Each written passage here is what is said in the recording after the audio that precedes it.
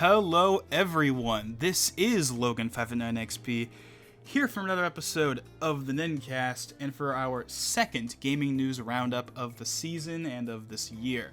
It's been a little while since I've done a Nin-Cast, so I figured why not come back and do multiple topics to kind of make up for my absence in this series. I actually had several Nin-Casts I wanted to do over the past month, like for example, when Steve was announced in early October, I was going to do a Nin-Cast with one of my friends, actually, but that never really materialized. And there were other things that came along that I wanted to do a video on, but it just never happened. And there were other things going on that were more important, including me working on a video for the main channel for the first time in a while, which is now up. It's been up for about a week or so now. It's called Some Smash Stages That Should Exist, so if you haven't seen it already, I highly recommend you go watch it. It's up on the main channel right now, and it has not been doing particularly great in the views, I will admit that much. I mean, I'm not one of those people that's like, views mean literally everything, but obviously if you put time and effort into a video, you want it to do well. And it's honestly a real shame that the video, at least as of right now, only has like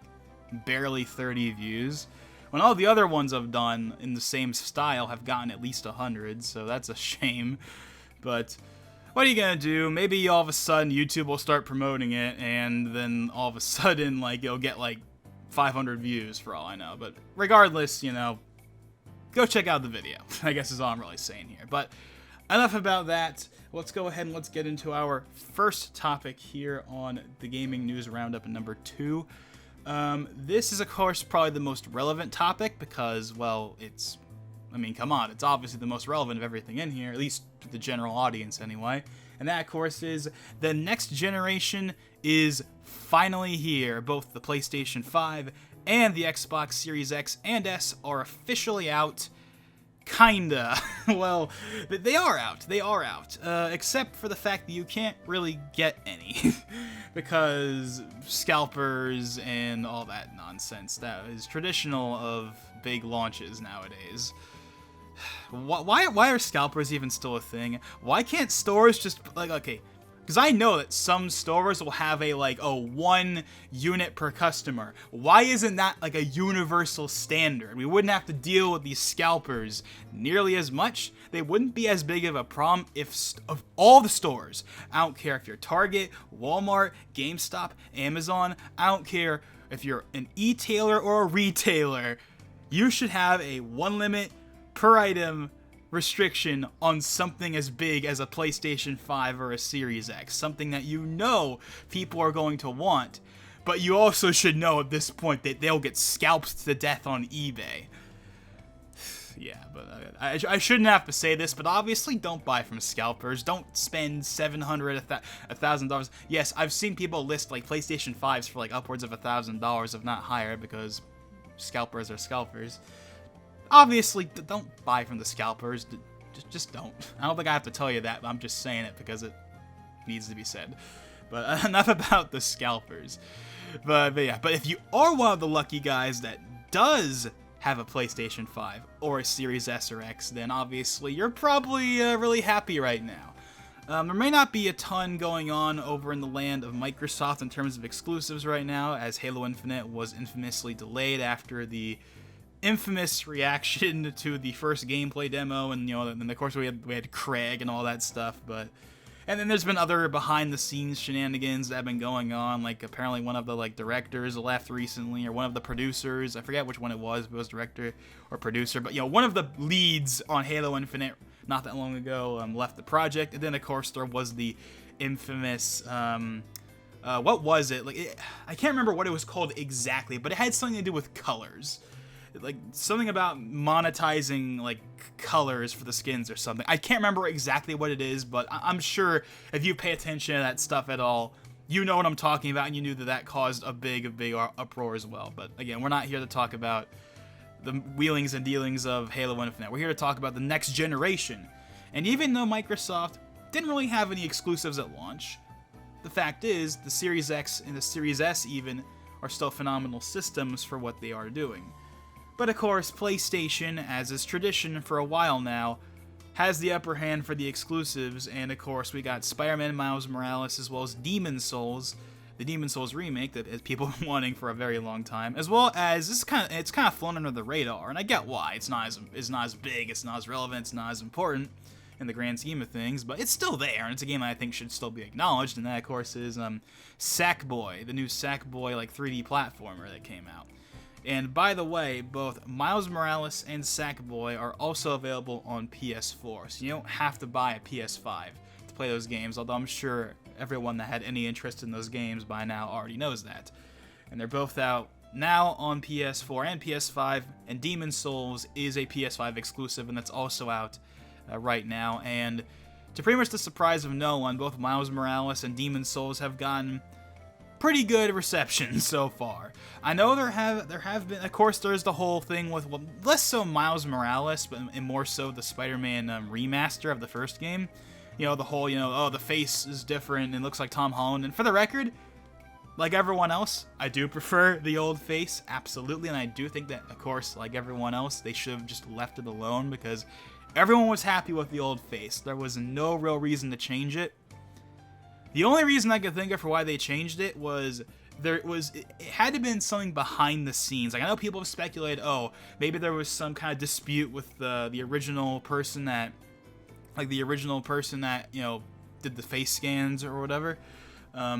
Or maybe even more so, oh, maybe it was some big, thing from on high from Sony corporate in Japan where they were like, hey, we gotta have corporate synergy with the MCU and our other movies, so let's have him look like Tom Holland because we want corporate synergy. Or maybe even Marvel requested that, although I don't think Marvel. I think that'd be a Sony thing, less Marvel, but I don't know. That's pure speculation. We have no idea. Maybe Insomniac really did believe that this looked better, and you know what? That's perfectly fine. I got nothing against any of the people that worked on the new model of him or anything like that, obviously.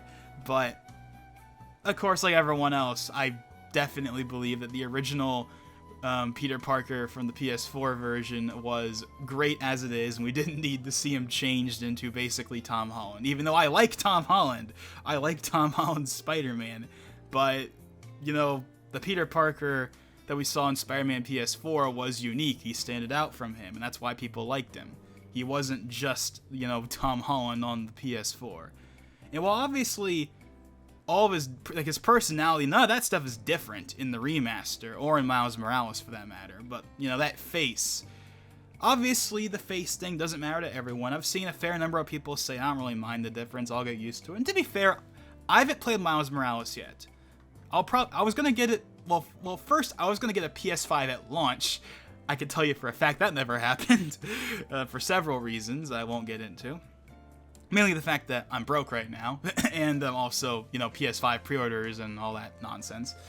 But then, of course, it was announced that it would be coming out on PS4, so I considered getting it on PS4, but at this point, it's like, I'm probably just going to wait until I get the PS5 to play it so I can play the definitive version in 60 FPS. In 60 FPS and all that, because, come on, who doesn't want to play Spider-Man in 60 FPS? It looks so awesome in 60. And the resolution is still really high, too. The only downside is, at least for Miles Morales, I'm not sure about the Spider-Man PS4 remaster, but I know on Miles Morales on the PS5, if you have it in performance mode, then the ray tracing is disabled, but it still looks really good, even in performance mode, and again, you get that 60 FPS, so it's going to be kind of hard to pass up. But hey, both options are there, so I'll probably go between the two anyway when I do eventually get around to it. But I can safely say that, like a lot of other people, I'm probably not getting my hands on the PS5 until next year, no matter what. Even if I do manage to, scrounge up the money, even by the end of this year, that's probably not happening because, they're sold out everywhere. So I'm gonna be waiting until 2021 to get a PS5 and by extension playing Miles Morales probably. But what are you gonna do? But yeah, so I guess getting back to so I was talking about, there have been, mostly well-received, but there are some small things, with Miles Morales, the two main complaints I've heard about Miles Morales is simply the game is too short, at least, some people would say it's too short, which makes sense. I mean, we already knew it was going to be a shorter game, and because it's more of a, everyone was kind of joking about, it's just DLC for the first game, and it's kind of, from what I've heard, it's kind of like a glorified DLC, but I don't know. I mean, I don't really mind if, like, whether you agree it's a proper standalone game or it's a glorified DLC. For the most part, the reception to the game has been mostly good. It's just the whole, oh, is it really worth, is it really, worth, $50 or the $70 for the, a special edition that has the PS4 remaster included. All that stuff is obviously up to a matter of opinion. But regardless, I still really want to play that game, and I definitely cannot wait to get my hands on it when I do get a PS5. In fact, I might even stream some of it, but we'll have to see. I mean, considering how the game is only about like 8 to 10 hours from what I heard, I might actually just stream it. I think that'd be kind of fun. So, no promises, but when I do get a PS5, sometime in 2021, most likely, I'll probably stream at least some of Miles Morales, but we'll see. Anyways, enough about that. Also, there's Demon's Souls, which, again, for the most part, has been received very well. However, there is one thing about the remaster I have heard some people complain about, and that's the music. I'm no master on From Software or the Souls series by any means. And of course, From Software didn't make the remaster, Bluepoint did. And Bluepoint, like they did with Shadow of the Colossus, did an amazing job, of course. But some people have complained about how some of the tracks got butchered. I couldn't tell you which ones they were because I don't remember them off the top of my head. But I know there's this one track in the remake that a lot of people think they absolutely butchered, and they made it like sound way too generic. But aside from that, though, the remake has been received mostly with glowing praise. And Demon's Souls has 1440p 60 mode and a 4K 30 mode, and they both look absolutely amazing. So, again, I like how they're prioritizing having a frame rate mode in there on top of the graphics mode. And it's not like it was this generation with the enhanced consoles where it's a 30 FPS mode and a unlocked mode, because that's how most of the games this generation were, where there's the normal mode would be like the 4K 30 mode, right? And then there would be an optional like 1080p unlocked mode. That's basically what it was. It was technically the 60 FPS mode, but in the vast majority of games, it never actually hit 60 FPS. It was more like 30 to 60 FPS, more like 45 is kind of an average. But now, thanks to the power of Zen 2, us having basically a 3700X in all three of the new consoles, basically, that has allowed true 60 FPS virtually locked for both Demon's Souls and Miles Morales in their performance modes. They really are 60 FPS. It's not 45. It's a real, actually locked 60 FPS. And this also applies to any of the older games. Like if you play, for example, God of War, like the PS4 God of War, right? You play that on your PS5. And by the way, God of War does not have a PS5 enhanced patch. At least not that I know of. At least not yet. Maybe they've announced that one's going to be coming. Like I know Ghost of Tsushima got a proper PS5 patch that allowed it to run at 60 FPS, which is awesome. God of War hasn't, but God of War already had a unlocked frame rate mode for 1080p. Well, now you play it on the PS5, it runs at a locked 1080p 60. So it's still 1080p, granted, so it's not perfect, but it's a locked 60 FPS, and that's really awesome to see. That all of those old like performance modes that never reached 60 FPS quite, now they will hit 60 FPS pretty much flawlessly. But yeah, and Sackboy, I haven't really heard anything about the Sackboy game, but I assume it's good because it kind of looked like Super Mario 3D World but with Sackboy, so I'm sure that's a good game. Probably not a game I'm going to be getting anytime soon. If anything, I'll probably play it when it inevitably comes to like PlayStation Plus at some point. Oh, I forgot about that actually. There's the PlayStation Plus collection on PS5 as well that I haven't really heard that many people talk about because it's pretty self-explanatory. It's basically just a bunch of the old, Sony games and other third-party games, including, interestingly, kind of interesting because it's not really gonna tie into something we're gonna talk about later, but it kind of does. I don't know, just a thing to bring up is the original Persona 5 is also included as a part of the PlayStation Plus collection for PS5, which is cool, and on the one hand, isn't that surprising because Persona 5, as of right now, anything can change. anything can change. But as of right now, it's still PlayStation exclusive, and I don't think that's going to be changing anytime soon. I think it'll honestly come to PC before it comes to Switch. I don't know why, I just get that feeling, but I'm not going to open up the is Persona 5 actually going to come to something else discussion, because that's been talked about to death. My stance on that is basically anything's possible, but I don't think it's going to come to the Switch. Maybe PC? I don't know about the Switch. I kind of think that at this point, that whole Persona 5 Switch thing, I think at this point, it's just not. I think it's just done. I think people should just kind of, for lack of a better word, just kind of give up hope on that. I'm just being realistic. I think at this point, I feel like if it was going to happen, it would have happened by now. But, yeah. But the main reason why it's really odd is because, of course, there's a newer version of Persona 5 now, which, of course, is Persona 5 Royal. Although I get why they didn't include that one, because that game just came out this year for the West, so it'll probably be a while before it gets included in the PlayStation Plus collection. But I imagine that at some point it will. Maybe in like a year or so, they'll probably add it to the PlayStation Plus collection. I'm not sure if they're going to remove the original when they do that, but they'll at least add in Royal, because it's kind of like, at this point, like if you have not played Persona 5 at this point, just play Royal. There's no reason to play the original. I mean, at all. Basically, the only reason to play the original, I think, would be if you want the game to be harder. That's like the only thing that the original has over Royal at this point, is basically that the original game is harder.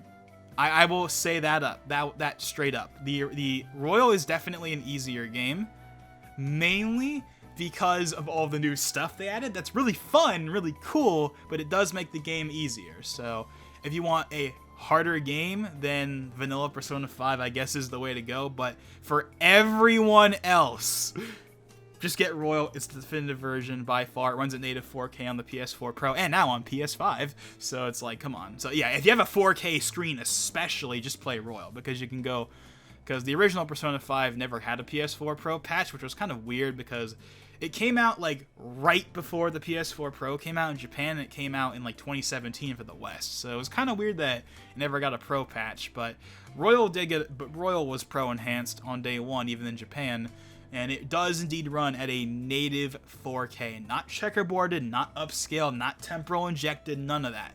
A true native 4K, which is really good, and it looks awesome on a 4K screen. So yeah.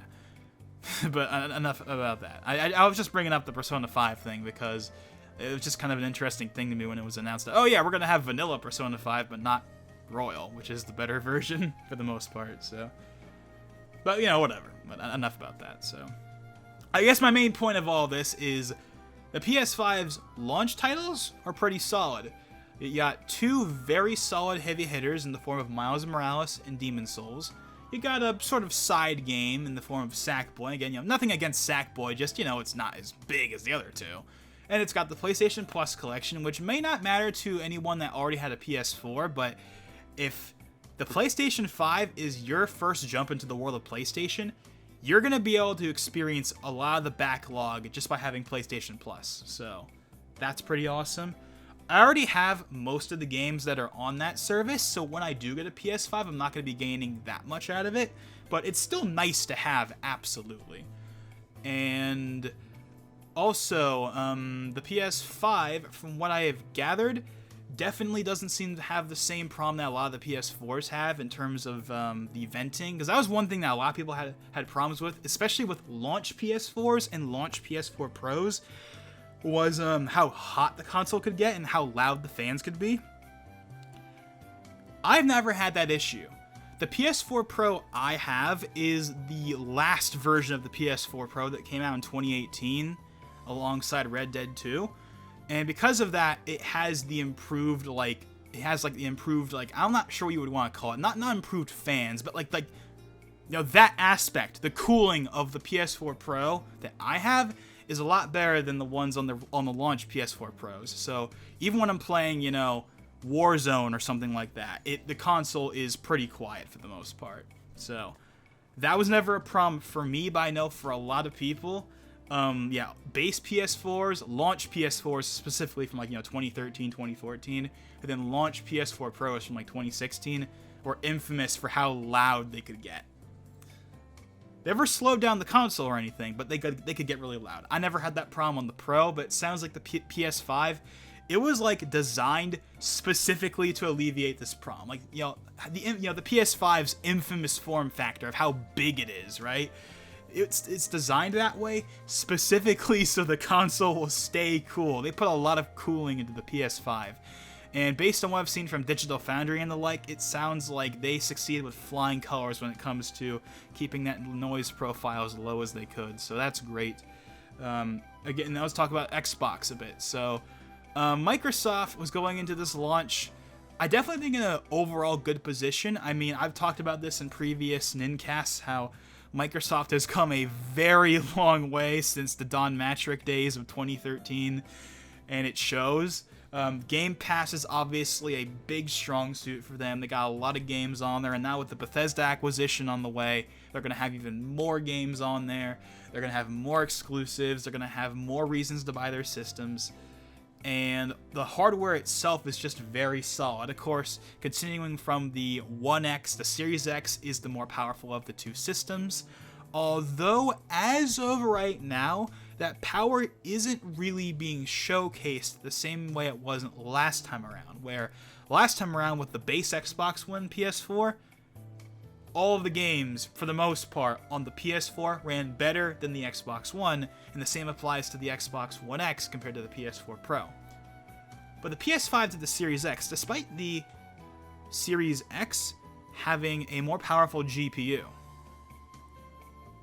the games actually, as of right, like not every game, but some of them, like Assassin's Creed Valhalla, for example. Interestingly enough, even though they run at the same resolution and run at the same frame rate theoretically, the PS5 version holds the frame rate way better. If you watch the newest, I'm not sure if it's the newest video at the time of me uploading this, but it's like one of their newest videos where they compare Valhalla between the Series S, X, and the PS5. The PS5 and Series X versions both run at the same resolution, same graphic settings. They are identical. But the PS5 version runs at a virtually locked 60, and the Series X, not quite.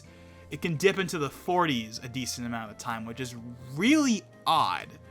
It's really weird, right? That makes no sense. The Series X is the more powerful system. It should be running the game at least on par with the PS5, and yet it's not. It's running worse. In fact, interestingly enough, the Series S, at its target frame rate, runs better than the Series X at its target frame rate, which is even weirder.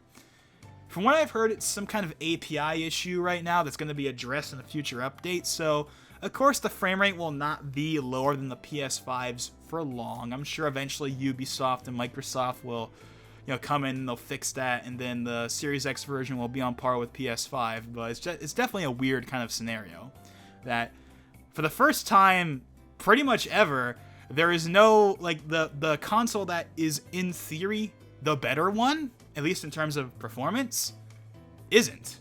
It's weird, right? But again, that's something that will probably be addressed in future updates.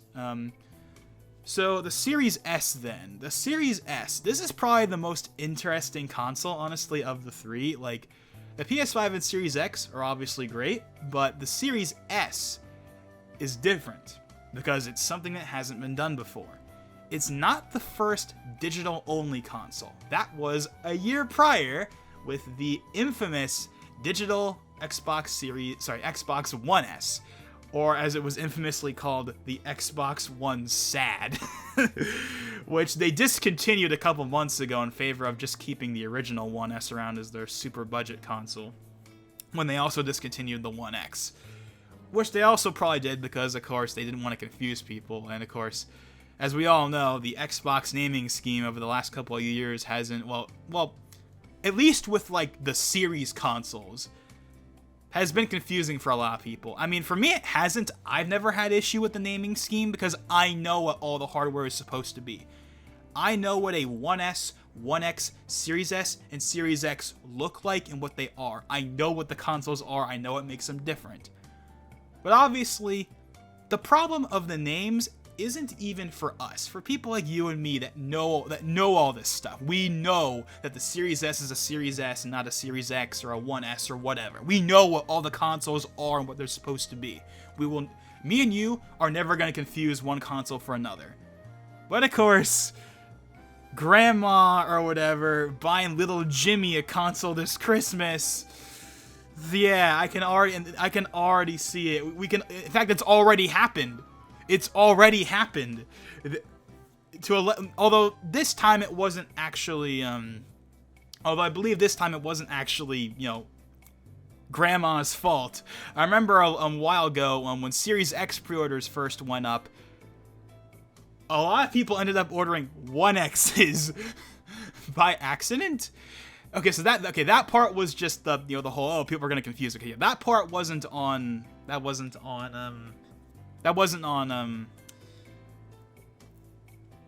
parents. No, that's not the right word. What I'm trying to say is, like, back in September, October, whenever the pre-orders first went up, a lot of people ended up ordering 1Xs instead of Series Xs by mistake. But then later on, when people started getting their consoles in, they ended up getting 1Xs instead of Series Xs. So that wasn't the consumer's fault. That was actually the retailers screwing things up. And I think that right there is probably proof enough that even if I don't have any problem with the naming scheme, because I know what everything is supposed to be, even the retailers couldn't keep it straight. Even the retailers screwed up is this a Series X or a 1X? Even they screwed it up. So, yeah. But honestly, the naming scheme for me with the whole Series X, Series S thing isn't that big of a deal. It's only a problem because the previous consoles still exist. Once the 1S all digital and the 1X have already been discontinued, but there might still be stock on shelves and stuff. But once the 1S is discontinued, there's not going to be any confusion. We're just going to have the Series X and the Series S, and that's all there's going to be. Until like 3 or 4 years from now when they release the PlayStation 5 Pro on the Series Z and Y or whatever.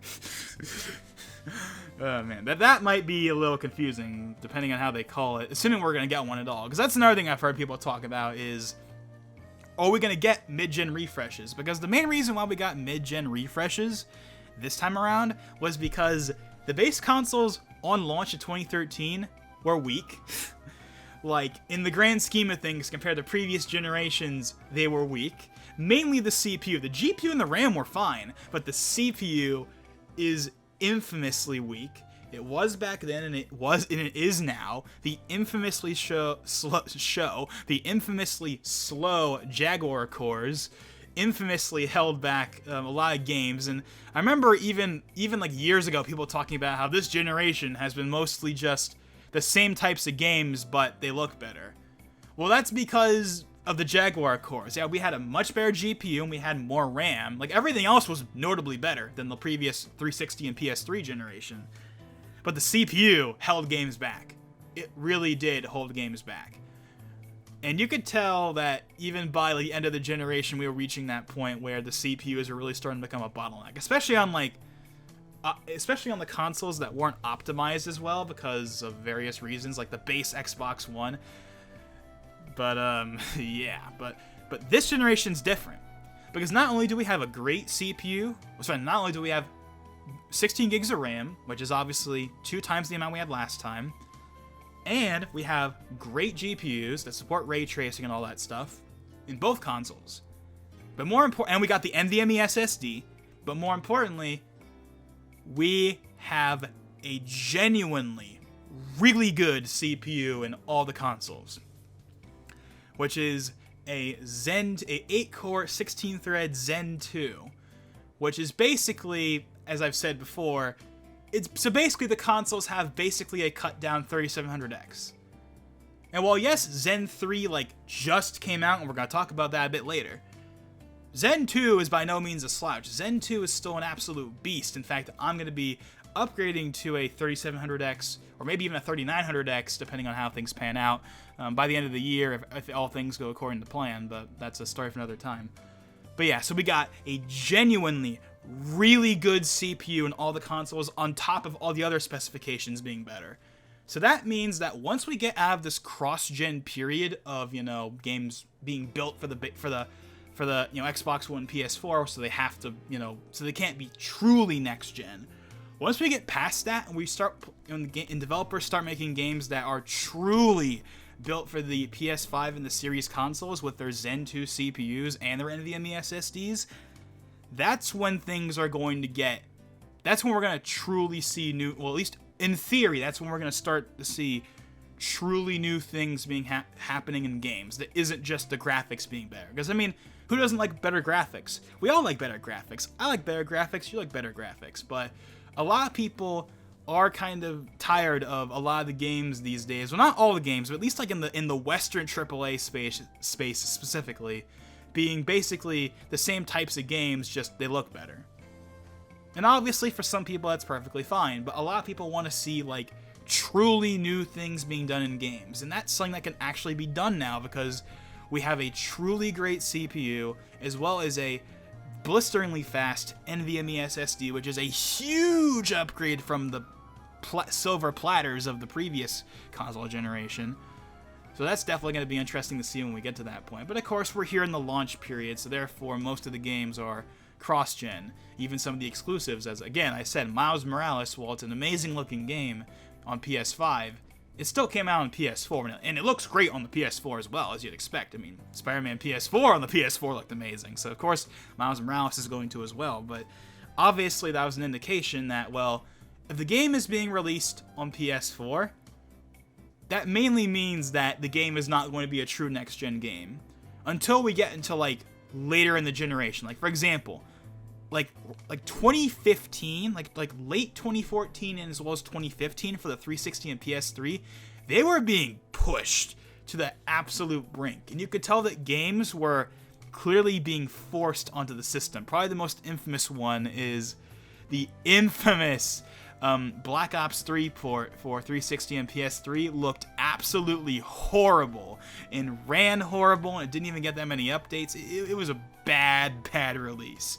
It was very obvious that game, Black Ops 3, was not designed for the 360 and PS3 whatsoever, and it was totally being forced onto it because Activision said so. And the funny thing is, at the time, I was like, yes, it's going to be on the 360. I don't have to buy an Xbox One just yet. And then we saw what the 360 version became, and very quickly it was obvious that, yeah, the 360 version was a pile of you-know-what. So, yeah.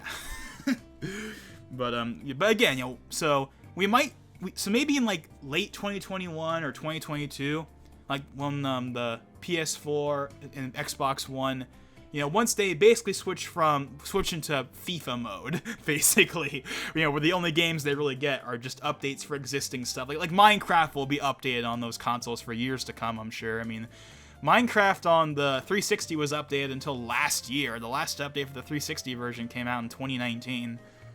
So I'm sure, games like Minecraft or Terraria or any games that are already on the system, they'll get updates for years to come, I'm sure. But eventually, there's going to be a cutoff. Like, for example, GTA 5, when they cut off support for the 360 and PS3 versions near the end of 2015.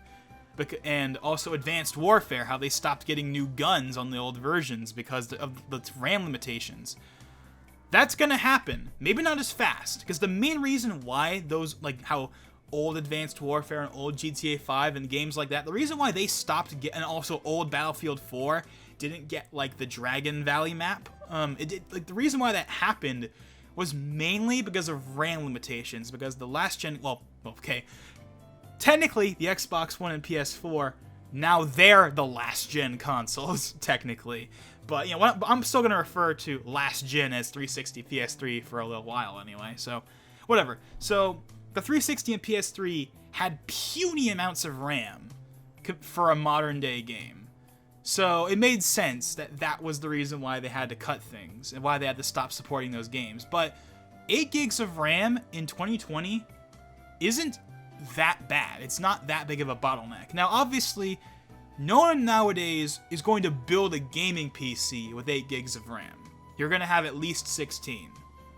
Heck, I've even seen some people, infamously tech deals, talk about how you should go to 32 gigs of RAM. But regardless, the fact is you should be on at least 16 gigs of RAM. But 8 gigs for a console, they can still work with that. I think 8 gigs for the Xbox One and PS4 is going to last much longer for developers than the 512 megs or 256 megs in the case of the PS3 were for those consoles, because that's just a lot more RAM to work with. So I think GTA 5, for example, was still going to be supported on the One and the PS4 for at least like a couple more years. I don't think it's going to get cut off that quickly. Especially because the next-gen versions, the infamous next-gen versions of GTA 5 aren't going to be coming out until like the end of 2021 anyway, so there's not even going to be a next-gen version for like another year, so they have to keep supporting it anyway. But yeah, I don't think they're going to cut off support for the last-gen the Xbox One PS4 versions until like at the earliest 2023. At the absolute earliest. They might even go further than that. It depends on how long they're going to support the game until, you know, GTA 6 comes out at some point. Because, come on, GTA 6, it's gotta happen sometime this generation. Like, we didn't get a new GTA this time around. Although, I would honestly argue that GTA 5 was this console's GTA, because it came out at the very end of the 360 PS3, right before the new consoles came out. So, and of course it got a PS4, Xbox One version, and it obviously was updated for this entire generation. So for all practical purposes, that was our GTA game of the generation. Even if people don't like that, that's just what it was. It was the GTA game of the generation, whether you liked it or not. We did get Red Dead 2, though, so we did get to see what Rockstar would have been capable of, to some extent, you know, on these new consoles. And Red Dead 2 looks a lot better than GTA 5, even though GTA 5, I think, still holds up fairly well. Like, you can tell its origins are in like the 360 era, but it still looks pretty good. It doesn't look next generation or anything, obviously. It doesn't look as good as Red Dead 2, but it still looks good, honestly. And of course, when we get the PS5 and the Series X and S versions, they're going to be running at 60 FPS most likely, so that'll be pretty awesome. But what was I talking about again? Oh yeah. My main point, I guess, I got off track again. My main point is, once this last generation, which is now the Xbox One and PS4, once they get firmly ditched and they're firmly into Minecraft and FIFA mode in terms of new stuff, once that happens, then we're going to start to see truly next-gen games that really take advantage of the hardware. The only game I can really think of right now that's in development that is going to be taking any real advantage of the hardware that isn't just graphics is like infamously, well, not infamous, I keep using the word infamously. I need to stop using that word. I've said it like way too much. But probably most notably is, of course, Ratchet & Clank Rift Apart. It's the only game so far that we have seen that truly uses the SSD in a way that you could not use a hard drive because up to this point, outside of Rift Apart, it's mostly just been, faster loading times, which is great, but that's not game changing.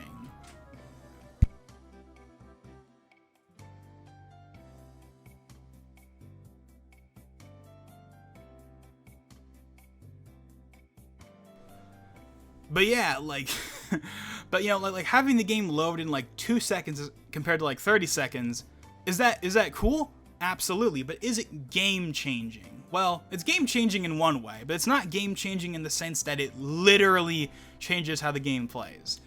Whereas Rift Apart could not be made on PS4 because the game is designed to take advantage. The game is literally built around the fast SSD. Like, you could not transition between all those worlds like we saw in the trailer the way you can in this game on PS4. It just couldn't be done. The drive speed would not allow for it. That is what's going to be really exciting about this generation, is seeing games like Ratchet & Clank that truly take advantage of the fact that, hey, we have these really fast SSDs, and again, once we get to that point, once we ditch the Jaguars for good, you know, we'll have these Zen 2 CPUs we can work with, so we can make better AI. We can make better AI. We can, have the game do more things that isn't just a bigger world. We can actually do more stuff with the games, and that's gonna be really cool to see. But obviously that's not going to happen for at least another year or so. But yeah, I guess my main point is, yeah, next generation's here, and both of the consoles, well, 3 of them, I should say, but, the Series X is the main one still, technically, so, but, both of the next-gen consoles look great. I definitely can't wait to get my hands on both of them. Like I said earlier, though, however, the PlayStation 5 is definitely the one I want to get first, mainly because of Miles Morales. But I definitely am going to get a Series X, not as soon as I can. Like, once I get the PS5, the next thing on my radar is to get a Series X, because the sooner I get both consoles, the sooner I can stop worrying about hardware, because I have this bad habit. I think I've mentioned this in previous videos and streams before, but I have this bad, I call it a bad habit. Depending on how you see it, it's not really bad, but I have this habit of, focusing a lot on the hardware and not the software. Like, oh, I'll spend $300 on this console and I'll, buy, one game for it. Now, granted, for something like the Xbox, because earlier this year, I actually sold my 1S and bought a 1X. And when I did that, I haven't bought any games on that thing ever since then. In fact, I haven't bought any game on the Xbox in a while. But it doesn't mean I haven't been playing new games, because I have. Thanks to, say it with me, Xbox Game Pass, which kind of makes it so I don't have to buy any games on the Xbox platform, because I have Game Pass, so I can play Forza and Halo and all the other games. In fact, EA Play was just added recently. I've already had EA Play for years, but now it's with Game Pass, well, Game Pass Ultimate anyway, so I don't even have to pay extra for that anymore. So it's all the things I would use my Xbox for, I can get with Game Pass, because the main thing I use the Xbox for is for basically Game Pass. That's the main purpose of it. Playing Forza, playing Halo, playing, any of my old COD games from 2014, 15. If I want to play some Black Ops 3 Zombies or something, I have it on the Xbox already. But the main purpose of it is for basically backwards compatible stuff and Game Pass. But of course that doesn't mean I don't want to play new games on the Series X. Even though, because of course the Series X is the more powerful system, once all this API stuff is sorted out and the Series X really gets to show its wings more, if a game comes out on both PS5 and Series X, I'm gonna get it on the Series X, because it's gonna be better on the Series X, at least on paper.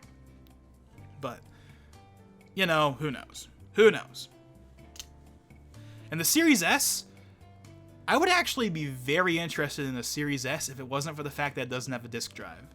If it had a disc drive, I would seriously consider it. Not as a main console, I'd still want the Series X, just because I want the power. But the Series S could be a very solid console for the living room.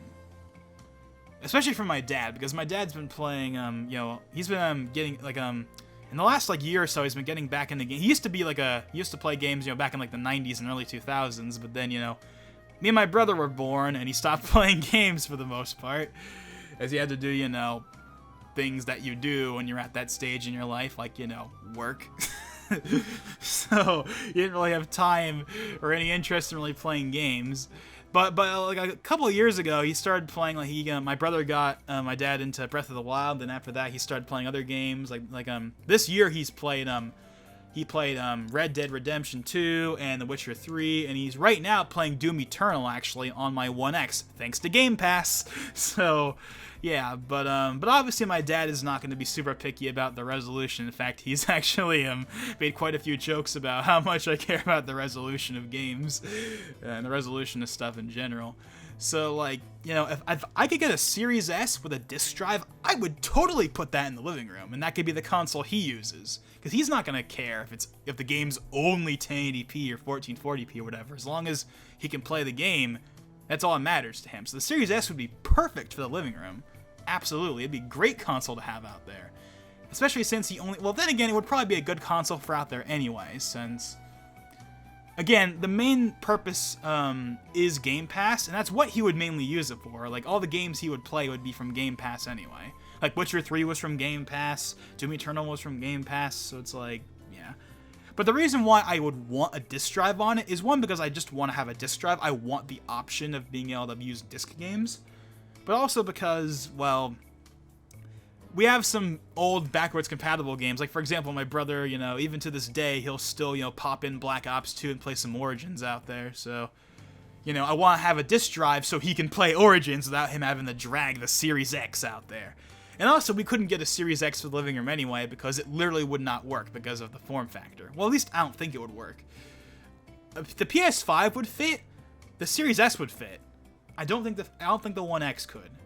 And when I say fit, I'm talking about, like, you know, when it's laying down, not when it's in its upright position. I think it might just barely fit, but even then it would be really snug, and I wouldn't really like that anyway, so yeah. But so yeah, I guess my main takeaway from all this is the new consoles are out. They're great. Everyone wants to get one, obviously, but, you know, scalpers and all that nonsense in the pandemic. But, you know, regardless of whether you are getting a PlayStation 5, a Series X, or a Series S, or some combination of those three, definitely enjoy yourself. If you're playing on PS5 or Series X or Series S right now, awesome. I hope you enjoy it. But but of course, for most of us, we don't have one yet because scalpers, and also money in the case of me. Even though I'm not gonna have to actually pay the full $500 for the consoles. And I'm gonna bring up something that I've brought this up previously in streams and stuff as well, but this is something that I think people really need to consider. All the people that are like, $500, it's a lot of money. I mean, it is a lot of money, but do you already have a PS4? Do you already have an Xbox One? And more importantly, do you have a PS4 Pro or an Xbox One X? Because if you already have one of those, just sell it, and then you can get the console for half price. That's what I'm going to do. Because I have a PS4 Pro and an Xbox One X right now, as I've already told you. My plan? Sell both of those for like $250, $300, which is what they're going for right now on eBay. And then I can get the PS5 for basically $200. Same for the Series X.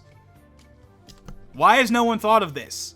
Like, does no one ever think about selling their old consoles? And when I say sell your old consoles, I'm not talking GameStop. I'm talking eBay, where you can actually get real money for them.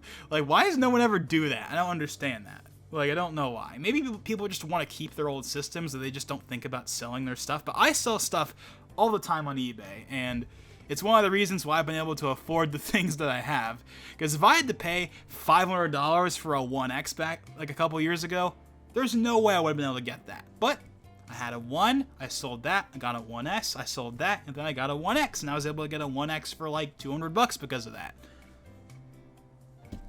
So if you already have a console, like, okay, if the PlayStation 5 wasn't backwards compatible with PS4, this would be different. Then you'd have a reason to keep your PS4. But all but like 10 random games that no one's ever heard of are compatible with the PS4, and they have enhancements. So if you got a PS4 or a PS4 Pro, just sell it on eBay, and then, you know, put that money towards the PlayStation 5, and then it's going to cost you like basically half price. I'm just saying. Obviously, you do what you want. It's your money. But that's what I'm doing. That's what I recommend everyone else do, or at least try to do. Like, obviously, if the console doesn't sell, then that's just how it is, but it's worth giving a try. I haven't put up my PS4 Pro or 1X on eBay yet, because I don't have the other half of the money just yet, although that will be coming in sometime soon if everything goes according to plan, although I might talk about that some other time, because it's not really related to gaming at all. But I'll give you a little hint. I'm probably going to be getting a job within the next couple of weeks. It's nothing fancy, but it's something that will definitely bring in some revenue. and based on what I can tell, it will not be long until I have the funds to get both consoles. Although I think what's going to end up happening is I'm going to have the money, but I'm not going to be able to get the console because, again, scalpers, stock, all that stuff. So, yeah, but okay, I've rambled enough about these next-gen systems, but so yeah, okay. Last time, I'm not going to talk about any of this anymore because we need to move on. We've been talking about this for over 30 minutes. We got 2 other topics to get through here. So yeah, basically, next-gen consoles are out. Awesome. Too bad you can't get them right now because stock sucks and scalpers. Okay, so moving on from the next generation of consoles, let's talk about something else that is also related to new technology and something that is piquing my interest just as much as those next-gen consoles, and that is, this is not new. They came out like a week or so ago, but it's still fairly recent, and it's something that I care a lot about, so we're going to talk about it. I'm talking about Ryzen 5000 series or Zen 3. People have been waiting for Zen 3 for a while. We thought it was going to come out in May, then it was going to come out in June, then it was going to come out in July. It kept getting pushed back. Well, okay, it wasn't actually pushed back, but it felt like it was taking forever to come out. And then finally, on November 5th, I believe, Ryzen 5000 Zen 3 was finally released to pretty much universal acclaim, because, come on, Zen 2 was awesome, therefore Zen 3, especially with the numbers we were seeing, was also going to be awesome.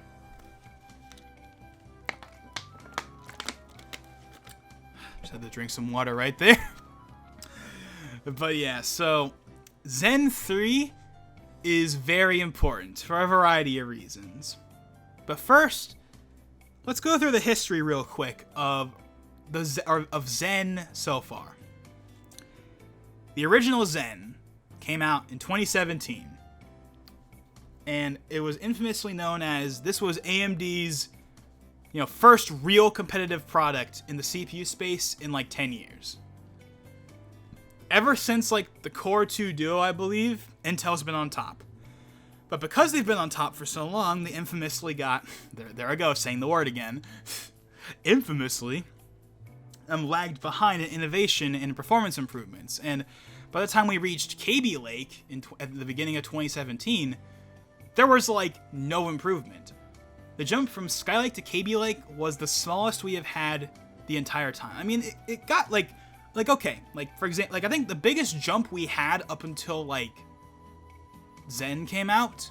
Well, okay, Zen itself didn't have a performance improvement over Intel, but in terms of impact, the last time there was a major improvement in the CPU space before we got to Ryzen was the Sandy Bridge, which is of course one of the most beloved Intel processor line of all time. Sandy Bridge is even to this day a very beloved line. The i5 2500K and the i7 2600K are CPUs that people are still rocking, even though in recent years people have been upgrading from them as more and more cores have become a thing and they become cheaper. But for a long time, people ran Sandy Bridge, and of course there was the thing from 2017 and that time frame where people were like, hey, buy an Optiplex, throw a 1050 Ti in there, and you got yourself a gaming PC. Heck, I even did that. Well, okay, I didn't, but my brother did when he was starting out on PC gaming back then.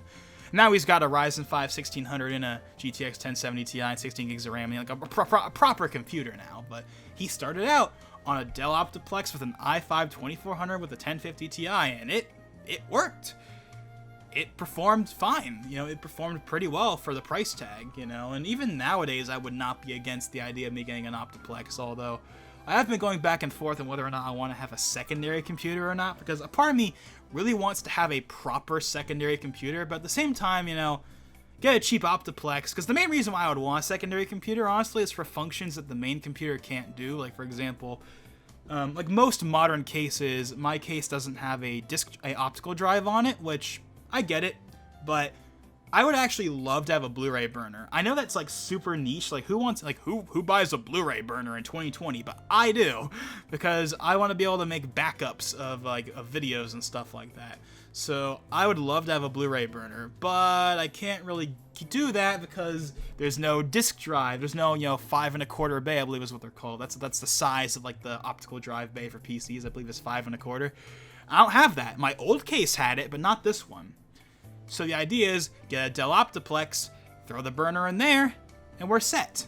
Or if I build a proper secondary system, then I'll get a case that actually has optical bays on it, because I would want an optical bay on a secondary computer if I can't already do it. Or I could get one of those drive enclosures and just use a USB or whatever on the main computer, but that would cost a lot of money for something that I want, but I don't want it that badly. Then again, maybe if things line up, maybe I will just do that. I don't know. I'm getting off track here. Point is, up until Zen came out, Intel was staggering, and they were basically the only one in the market that mattered. But then Zen came out, and while its performance was not as good as Kaby Lake, it was at a very competitive price. It still offered pretty good performance overall, especially in multi-thread applications. And the big one, more cores. The Ryzen 7 1700 was $300 when it came out in 2017. And it had 8 cores and 16 threads. Compared to the i7 7700K, which, by the way, is the CPU I'm rocking right now in my old Z170 motherboard that I'm currently trying to get rid of. As I said earlier, I'm trying to upgrade to 3700X and X570, but, you know, again, that's something that I could talk about some other time. But yeah, but the 7700K, right? That's 4 cores, 8 threads. Granted, they were better performing cores, and they had higher clock speeds. But for multitasking, Zen was the winner. You wanted to render videos or do Blender or anything like that? Ryzen and Zen, well, Zen, Ryzen, you know, Zen's the name of the architecture, Ryzen's the name of the product. You get my point. You know what I'm talking about. You know, Ryzen was the way to go, right? However, it still lagged behind in gaming performance, particularly at 1080p. However, as more games became optimized for Ryzen, it improved a lot. And when Zen Plus released the year after, known as Ryzen 2000 or 2nd Gen Ryzen, it improved on it again. Not drastically, it was mainly a refresh, hence why it's called Zen Plus and not Zen 2. But it definitely improved things more. And by that time, Intel started releasing CPUs that actually had more than 4 cores, after being stuck at 4 cores for a very long time. Because, oh shoot, AMD is releasing competitive products for the first time in 10 years with more cores than we do. We gotta do something, we gotta up our core count.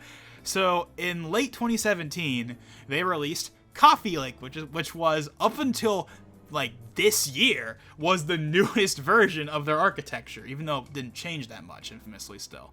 It was still basically KB Lake, which was still basically Skylake, but they had more cores. They went from 4 cores, 8 threads on the i7 to 6 cores and 12 threads.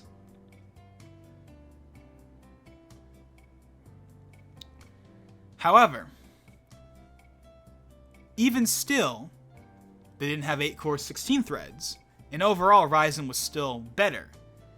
But by the time we reached late 2018, I was in the camp that even though Intel was definitely getting up until I wasn't firmly on the Ryzen bandwagon until the middle to late 2018. Up until that point, I was like, Ryzen's neat and all, but Intel was still the better choice.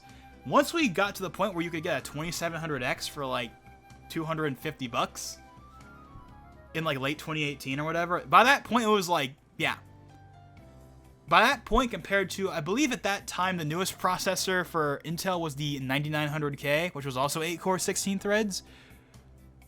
It was yes, the Intel chip performs better, but the Ryzen chip is a better value, and it's close enough. That's the key word here. Those are the 2 magical words, right? I've talked about this before on the show, right? On the show. I'm saying it again. Whatever. The Nin-Cast is technically a show, I guess. Whatever, you get the point. I've said it before on here. Those 2 magical words that most people care about, but the enthusiasts like me, not saying me specifically, but enthusiasts can kind of rile their feathers sometimes. The classic 2 words of good enough. And the fact is, the 2700X was good enough. It had most of the performance of Intel at a better price tag and with cheaper motherboards. And then Zen 2 Ryzen 3000 came out last year, and if you weren't already on the Zen train, you're on it now. Because with Zen 2, they still weren't 100% on par with Intel, but they were so close that it didn't matter. Zen Plus was already it wasn't the same. It wasn't the same as Intel. I want to make that clear. But it was still close enough, I would argue, for the most part. But Zen 2, it was almost the same. It wasn't the same, but it was just a couple of percent difference. And if you're playing at 1440p or 4K, then it barely mattered. But basically, once Zen 2 came out, and once, AMD released, we got 12 core and 16 core parts on the mainstream platform, you didn't have to buy a Threadripper anymore. Once we reached that point, everyone just kind of unanimously gave AMD the crown, pretty much. Like, yes, they still weren't on top for gaming performance, but by all means, they were the right choice, and I believe that back then, and I believe that now. Even nowadays, with the Zen 3 chips out, Zen 2 was still a great deal. And again, as I've said before, I'm planning to get a 3700X, not a 5800X, a 3700X, because $300 versus $450. But we'll get to the whole pricing thing later. But yeah, Zen 2, once Zen 2 came out, there was no reason for anyone outside of, like, the people that absolutely had to have the absolute highest frame rate possible.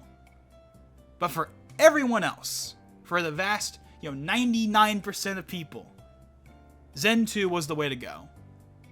3700, didn't matter if it was 3600, 3700X, 3900X, it didn't matter. That was the way to go. Zen 2 and Ryzen 3000 was the way to go. However, Zen 3, well, in my opinion, isn't as big of a leap as Zen 2, although I know people would heavily disagree. Like it's a big leap, but I mean, like, in terms of, like, the impact of the industry, I don't think it's quite as big, because in my opinion, Zen 2 was when Ryzen became the choice over Intel. But Zen 3 solidifies it. If Zen 2 somehow wasn't good enough for you, Zen 3 is. Because Zen 3 does the one thing everyone knew was going to happen, Zen to Zen Plus to Zen 2. Their IPC kept going higher and higher. But Zen 3, they finally did it. Thanks to Intel's incredible stagnation and running 14nm completely into the ground. Basically still being Skylake, even the newest, like the 10900K that's built on Comet Lake, is still basically Skylake under the hood, just with a faster clock speed and with more cores. But it's still Skylake. It's still built on a 5-6-year-old architecture. But Zen 3 came in and did it. They passed Intel in IPC. The clock speeds also went higher. They're not higher than Intel though. That's the one thing Intel still has. On Intel, you can get 5 gigahertz. You can't get that on most, unless you have like a liquid nitrogen setup or something. But for the vast majority of people, you're not going to hit 5 gigahertz on a Zen 3 chip. But they got higher IPC. And because of that, even if it's not at 5 gigahertz, in almost every instance, Zen 3 beats Intel. It's not just close enough like it was with Zen 2 and Zen Plus. No. This time, they actually beat them. Now, I want to make it clear, it's not every single game, but the vast majority, vast majority, including games that traditionally used to be Intel-based, like Counter-Strike, for example, is better on Zen 3 than it is on Intel. So now, with Zen 3, they have solidified the impact they made with Zen 2. And now, they have 100% definitively become the choice for CPUs. However, there is one exception. There is one wrinkle in Zen 3, and it's another reason why I think that Zen 2 was a bigger deal than Zen 3 is, even though Zen 3 is awesome. And why I think Zen 2 was a bigger deal than Zen 3 was, or Zen 3 is. Even if Zen 3 is still awesome, and obviously an improvement over Zen 2, and it's better than Intel, all that stuff. It comes with a cost. Because AMD is now on top for performance across the board, both in gaming and multi-threaded workloads. Because they're on top, AMD decided to increase the price tag by $50 for all their parts, which by itself, not a big deal. Problem is, it's not really a $50 difference. Well, it depends on the part you're talking about. Like, for example, The 3900X at launch was $500. The 5900X at launch now is $550. $50 more for better than Intel performance? That's fine. Most people would not have a problem with the price increases by themselves. But the problem is, it's not really $50. It may be $50 for like certain CPUs, but for most of them, it's actually more. Because while it's technically only $50 above the MSRP of the previous chips, in reality, it's like $150. Because, for example, like, this is probably the most infamous one. The 5800X, which is the successor to the 3800X and the 3700X. The 3800X at launch was $400. The 5800X is $450. So you think, okay, it's a $50 increase, so what's the big deal? But the fact is, the 3700X exists, and there is no reason whatsoever to buy a 3800X when you can buy a 3700X for cheaper. You can get a 3700X right now for $300. And that new 5800X, which is the only direct successor right now because there's no 5700X, is $450. So in reality, it's not a $50 increase, it's a $150 increase, because no one in their right mind would buy a 3800X for $400 when you can buy a 3700X for $300 and it's basically the same chip. That's the problem. That's the problem with Zen 3. It's an amazing processor, and I'd love to get my hands on one. But the pricing isn't as solid as Zen 2. Less because of the $50 price increase, and more so because it's really like $150, because the price of the Zen 2 chips is lower than they were at launch. And that's the thing, like if I could get a 5700X for $350, I would. But I can't. If I want Zen 3 for 8 cores, 16 threads, I gotta spend $450. Or I can spend $300 for the Zen 2 version, and it'll still perform really, really well. And for me, that might not even matter that much because I don't even play games at 1080p. I have a 4K monitor, so the games are going to be running at least 1440p, so, you know, the improvements for game performance aren't going to matter as much. And again, Zen 2 still performs fantastic in most games and in, you know, Blender and rendering and stuff like that.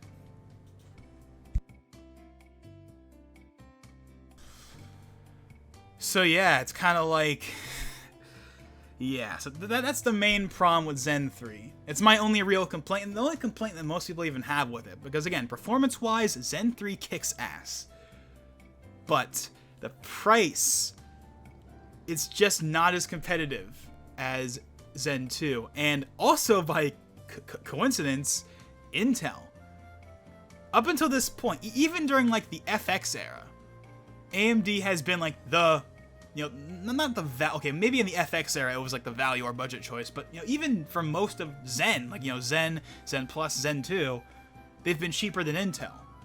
But now, they're actually more expensive than Intel. Although they do provide better performance than Intel, but they're also more expensive than Intel. And so for that reason, I've actually seen some people actually say that actually a 10700K is actually a better deal than, you know, the 5800X or whatever, because the price and stuff like that. So it's like, that's true. That's totally true. However, I don't think this is going to be the case forever. Because I do think there is a 5700X, and I do think there's a 5600. Because right now there is a 5600X, a 5700X, sorry, a 5600X, a 5800X, a 5900X, and a 5950X. But there is no 5700X, and there is no 5600. And of course there's no Ryzen 3 parts at all, and there's no APUs or anything. So why is that? Why are none of like the you know, quote, budget options compared to their more, like, for example, like most people would say buy the 3600 instead of the 3600X because they're basically the same thing, except one's cheaper. And like I said before, the 3700X is the same thing as the 3800X, except it's cheaper. Yeah. The chips have higher clock speeds on the more expensive parts, but you can just overclock to get to that point. So it's like, if you're going to overclock anyway, there is literally no point in buying a 3800X over a 57 or over a 3700X. Now, if you can get a 3800X for the same price as a 3700X, then by all means go for it. But if you got to pay like $50 to $100 more just to get that slight increase in clock speed, it's not worth it. Especially now that the new CPUs are out, because it's like at that point you just get a 5800X and get the awesome Zen 3 performance upgrade, instead of the very small upgrade you would get by having a slightly higher clock speed on Zen 2.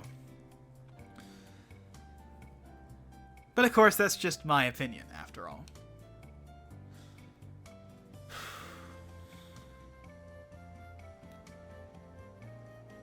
This is probably coming off a lot more negatively than I intended, because I really do love Zen 3. It's awesome, but the prices are something I do have a beef with, and a lot of people have a beef with, because, again, it's not that there's a $50 price increase.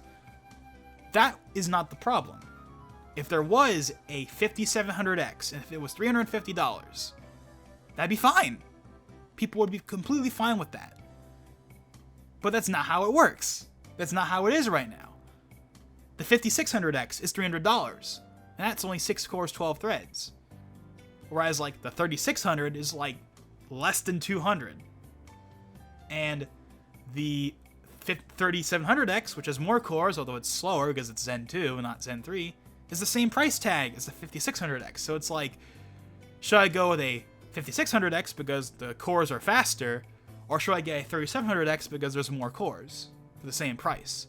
This wouldn't be a problem. This wouldn't be nearly as big of a problem, again, if they just had those more, quote, budget options, but they don't. Now, why don't they have them? Why isn't there a 5600? Why isn't there a 5700X? Why is that? Well, I think it's pretty safe to say why that is. It's because AMD doesn't think they need them right now. And to be completely fair, they don't. The Zen 3 CPUs are still selling all over the place without them. I think what they're trying to do is they're trying to, they want the more expensive parts to sell over the holiday season first. And then early next year, it's rumored that's when they're going to release the 5600, the 5700 XT, the XT. But we'll probably get XTs at some point, but ignore that. But, we'll get those, more desirable parts for people like me that don't want to spend $450 on an 8-core CPU. We'll get those, but not right now. In fact, it's rumored right now that they're going to be announcing, the 5600 and the 5700X, during like AMD's CES conference, in early January. So it won't even be that long from now, but yeah.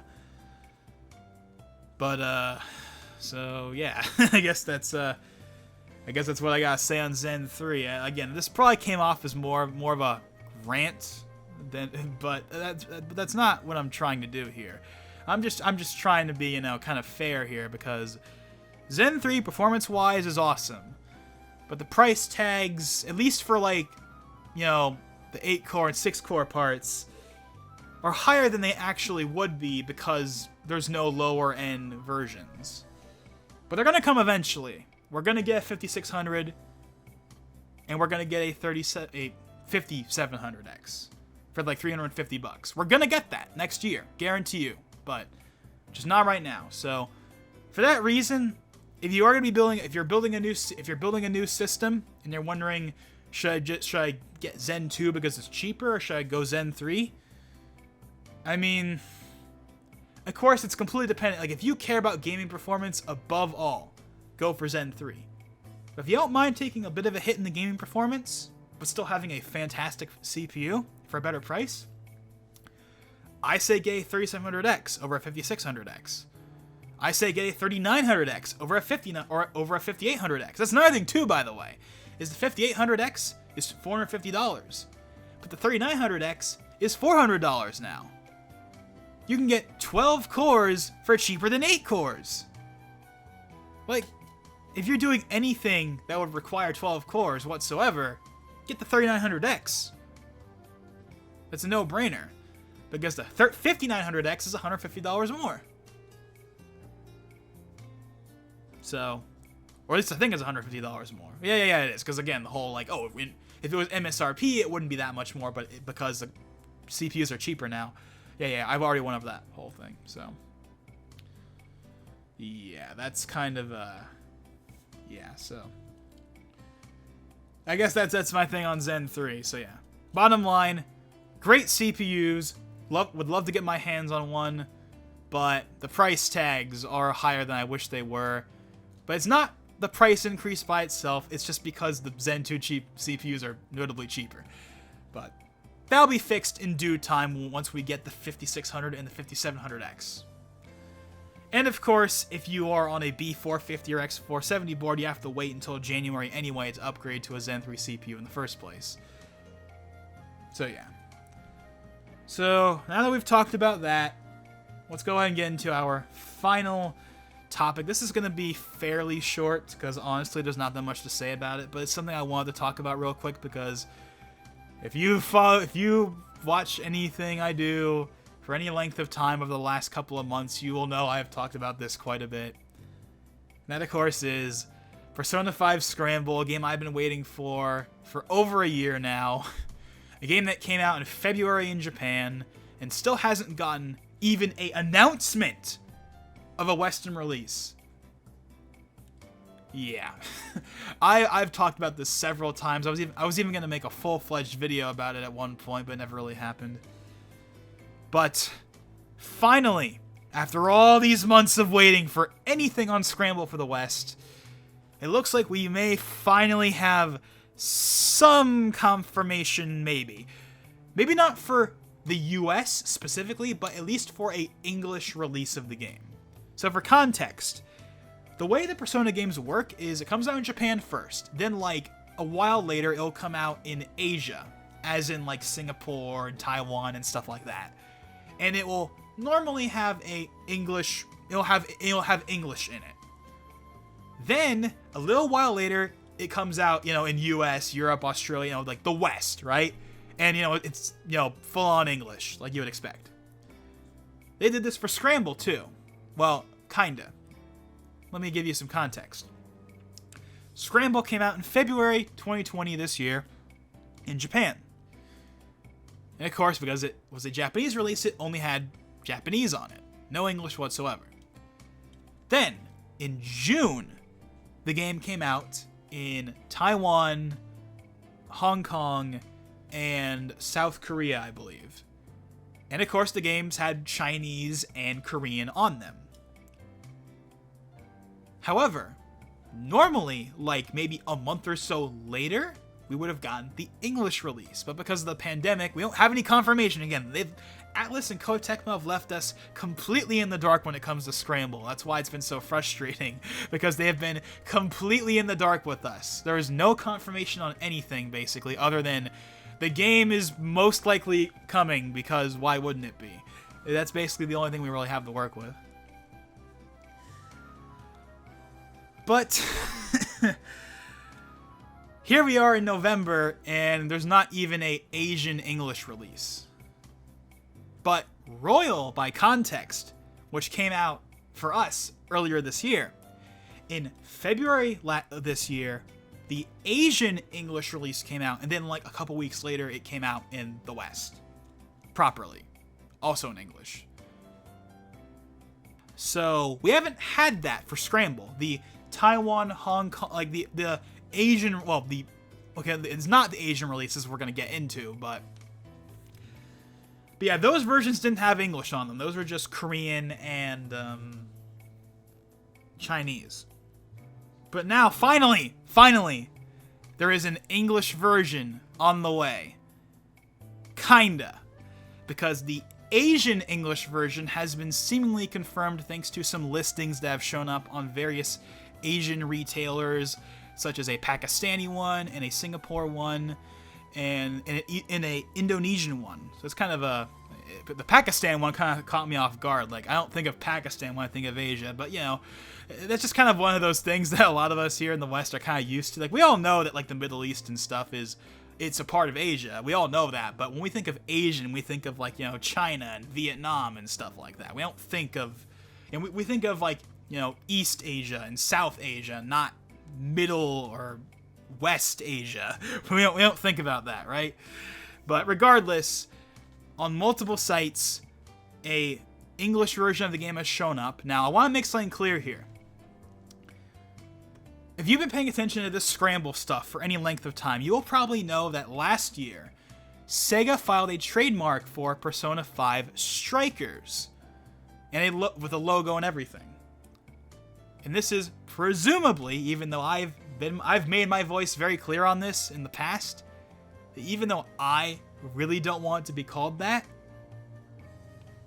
the fact is, that's probably what the name of the Western version of the game is going to be. And the reason why I'm bringing that up is because the Asian English release of Royal was still called Persona 5 The Royal, even though it was in English, even though the English version of the game was just called Royal, like how The Golden was just called Golden and stuff like that.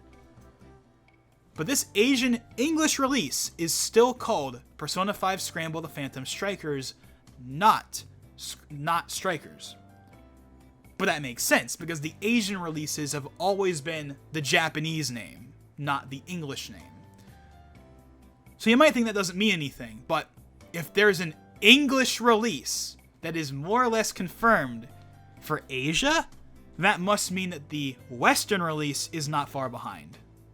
So when is this Asian version coming out? Well, according to PlayStation Enterprise, which is the Indonesian one, Quishan, I'm probably butchering that, the Singapore one, and Toyser Game, that's a more straightforward one, from Pakistan, all three of them say February 23rd, 2021, which of course means this game will be launching basically quite literally 1 year after Japan, which kind of depresses me. But at this point, I've long given up hope on the game coming out to the West this year anyway, so it is what it is. But the point is, February 2021 is the set date, it looks like, for the Asian English version.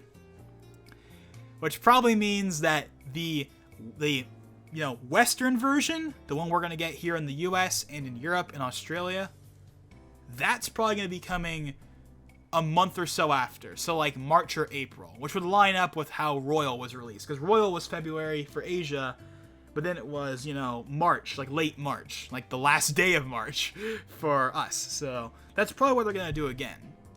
But this brings up yet another question. Why won't they tell us the game exists? This is the main problem. I've already said this like 5 times, but this is the main problem. It's not even that the game is coming out in 2021 at this point. At this point, fine, whatever. I know that Koei Tecmo's been working on Age of Calamity, and I'm excited for that too, because that's coming out really soon, and all that stuff. And the pandemic. I firmly believe, by the way, that the pandemic is the reason why this game is taking so long to come out here. If the pandemic did not happen, then we would have already been playing Scramble by now. Scramble would have came out in July or August or September. It would have came out already if it wasn't for the pandemic. But because of the pandemic, again, there's no official confirmation. This is purely speculation. But I am under the assumption that the pandemic is the reason why the game is not released yet.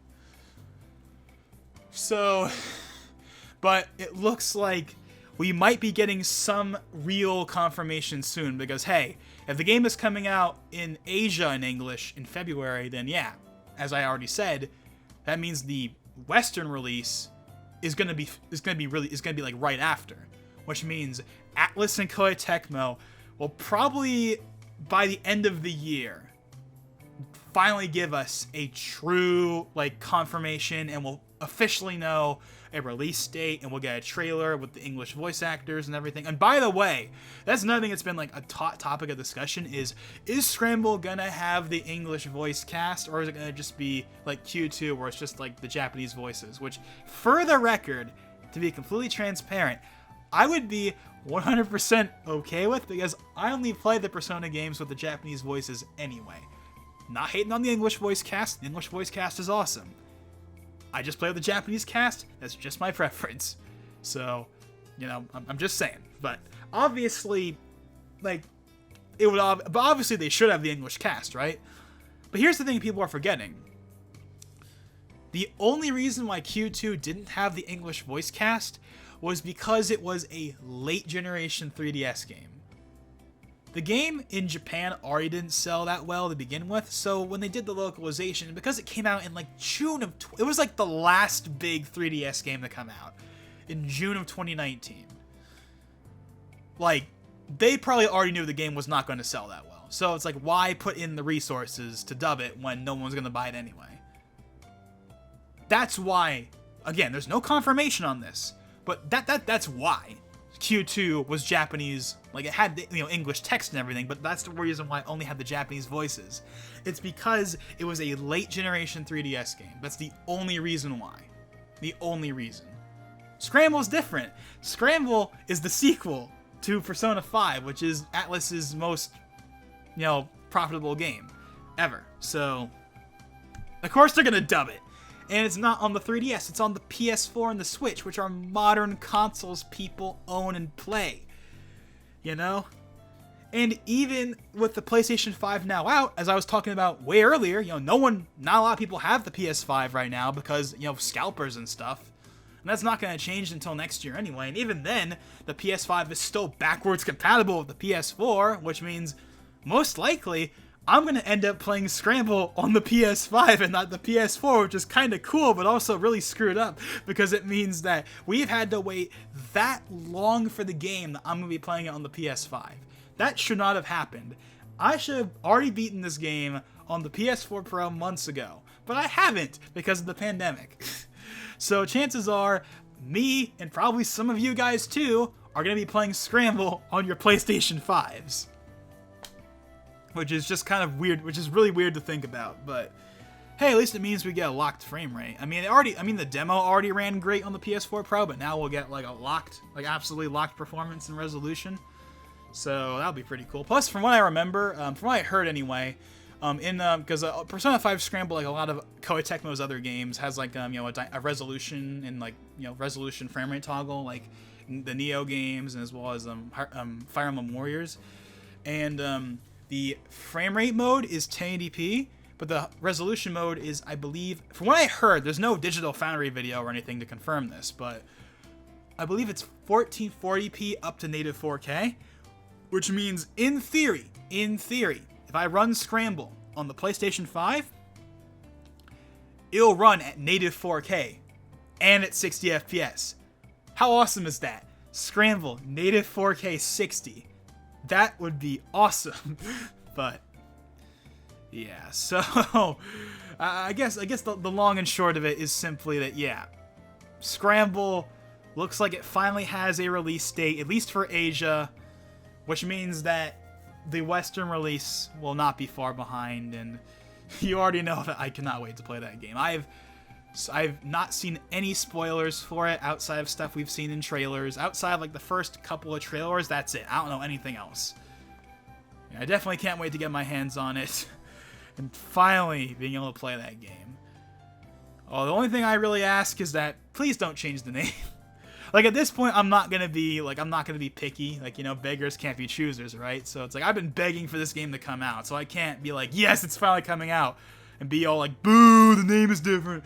Like, come on. Like, at the end of the day, if it's called Strikers, then, whatever. I just want to play the game.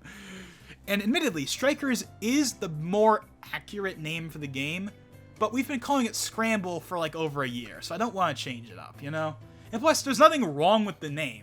It's not like, some of the other Persona games, like Persona 4 Arena is called, like, Persona 4 in Machioni Arena or something stupid like that. Like, it's not like that, where it makes sense in Japan but doesn't work here. Like, Persona 5 Scramble, The Phantom Strikers, sounds perfectly fine in English. There's nothing wrong with it. It works. Persona 5 Scramble, The Phantom Strikers, it sounds perfectly fine in English. Why change it to Strikers? There's no reason to change it, but at this point, I've kind of already accepted that. They're going to call it Strikers anyway, and you know what? Whatever. I just want to play the game already, whether it's called Strikers or Scramble, but one thing will not change, and that's the fact that this game, no matter what, is still Persona 5S, so, yeah. And I guess with that being said, that's basically it. So yeah, I'm not sure how long this video is actually going to end up being because I'm looking at my Audacity thing right now, and for some reason, even though it's still recording, the the timer isn't going back past 36 minutes, so I'm probably at the 1 hour mark by now, but we'll see. So yeah, so that's that. So if you made it through to the end, then thank you for watching. I know it's been a while since I've done one of these. I'll probably do another Nin-Cast sometime, next month or this month on like a certain, because I think there's one other thing I want to talk about this year. Because we're probably not going to get too much in terms of news for the rest of the year at this point, but I do want to talk about the Game Awards because I do believe there's going to be some stuff happening there. Plus, they announced the nominees like today, so no promises, but I'll probably be making a video about the Game Awards like I did last year, like in terms of like my anticipations for it. So be on the lookout for that. But with that being said, this is Logan589XP, and I'll see you guys next time.